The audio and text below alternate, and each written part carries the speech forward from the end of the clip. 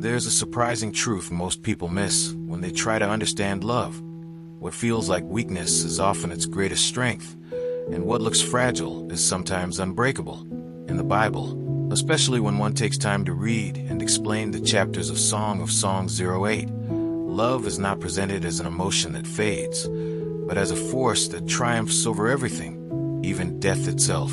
That might sound controversial in a world where relationships are treated like temporary contracts, easily broken when things get hard. But here's the counterintuitive part. Real love doesn't survive because life is easy. It survives because two hearts choose loyalty when everything else says quit. And just when it seems like affection should collapse under pressure, it actually grows stronger, deeper, more rooted. The question that lingers is simple but unsettling. What kind of love has that kind of power? And why does it still feel so rare today? Then, let's read the chapter together. If only you were to me like a brother, who was nursed at my mother's breasts. Then, if I found you outside, I would kiss you, and no one would despise me. I would lead you, and bring you to my mother's house. She who has taught me. I would give you spiced wine to drink, the nectar of my pomegranates.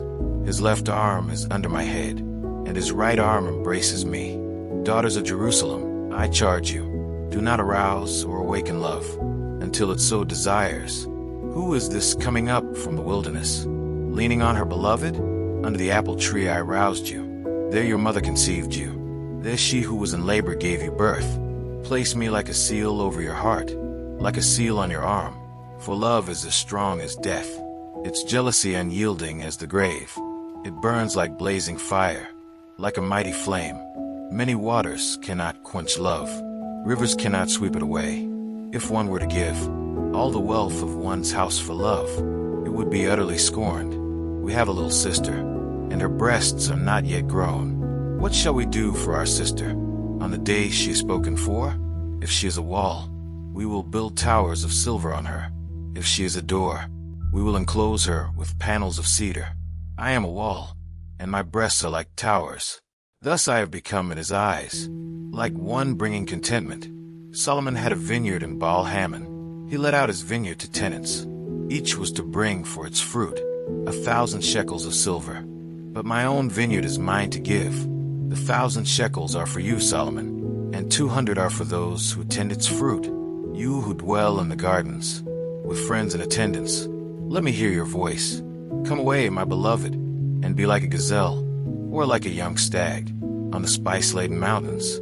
Let's say a quick prayer to thank the Lord for his mercy. Father, thank you. For this moment we could slow down and read, reflect, and really hear what your word is saying through these chapters of Song of Songs 08. Thank you for the Bible, for the wisdom hidden in it, and for the way you gently explain love to us in a way that reaches even the simplest heart. Lord, we don't want this knowledge to stay just in our minds. Help us take what we've read and actually live it out. Teach us how to love with patience, how to stay faithful when it's hard, how to choose commitment over convenience in our everyday relationships.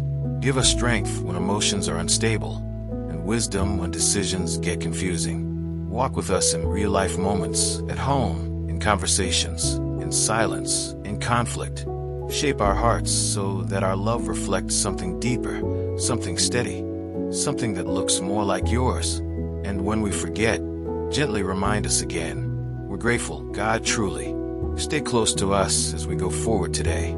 Amen. This is where the message gets personal, because love is not just something to read about in the Bible. It's something to live out in the real world. When someone goes back and carefully read and explain the chapters of Song of Songs 08, it stops being poetry and starts becoming a mirror. It asks uncomfortable questions. Are your relationships built on convenience or covenant?